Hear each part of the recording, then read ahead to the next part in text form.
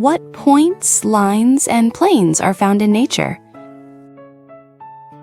Points, lines, and planes may seem tangible, but in mathematics, a point and a line are closer to agreed ideas. A point has no size, a line has no width, only length. A plane has no thickness. But the points, lines, and planes in nature, the things we see and touch, usually have size, width, and thickness. Mathematical concepts can be seen as a kind of baseline for understanding nature. When looking at leopards, cheetahs, and jaguars, their spots stand out first. They may look similar, but the details are different. Some spots are hollow in the middle, some have 1 or 2 small dots inside, some are filled. A leopard has black, round, flower-like spots with a hole in the center. A jaguar also has hollow spots, but with 1 or 2 small dots inside. A cheetah, on the other hand, has solid spots with no hollow center. These spots are not just decoration. They are a way of blending in, hiding between trees and grass, and moving in close before prey notices. In nature, spots often mean, "I am not here," instead of, "Here I am." Sometimes spots become even more vivid. The bright spots of ladybugs, blue-ringed octopuses, poison frogs, and toxic mushrooms can even seem to invite danger. But how did these creatures survive in nature? Because these spots serve as a warning. Do not come closer. They are all spots, but some are hidden and some are shown. The spots are small, but their message is big. Spots can also reveal the body's condition. Sometimes red patches appear on human skin, or white spots form for some reason. Plants are the same. If black spots appear on leaves and the edges start to dry, it may be a signal from the leaf. In nature, a spot or a point is both a pattern and a signal. Then what about a line? If a spot is a sign, a line feels like a trace. The stripes of tigers and zebras are a world of lines crossing the body.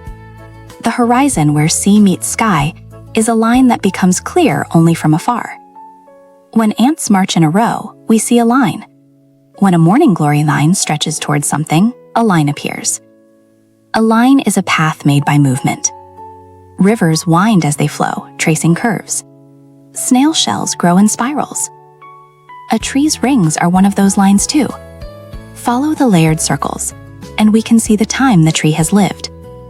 Nature does not write its story in words, but records it in lines. In nature, curved lines are far more common than straight ones.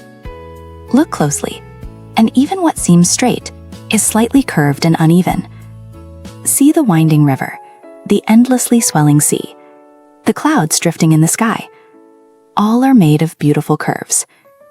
If nature is drawn only with straight lines, it may hide its secrets even deeper. Now, planes. When points and lines come together to form a plane, design begins to feel more deliberate.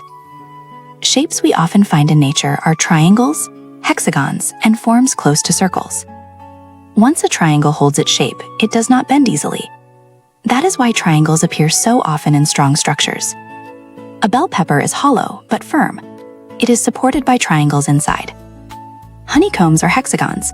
They fill space with no gaps while saving material. A circle may seem most efficient, but circles leave empty space when the ends touch. A hexagon reduces gaps while still securing a large area. Nature is quite efficient in how it uses space. And the reason fruits and seeds are round also leads back to surface area. For the same volume, a round shape comes closer to minimizing surface area. Less surface area also means fewer openings for moisture to escape. Nature may choose curved surfaces not because they are pretty, but because they reduce loss. A point becomes a signal. A line becomes a trace. A surface becomes a design. Nature combines these three to hide, reveal, record, and conserve. When the world feels too complex, it can help to hold on to just one point, one line, one surface. These things are enough for nature to survive. Perhaps we can learn from it too.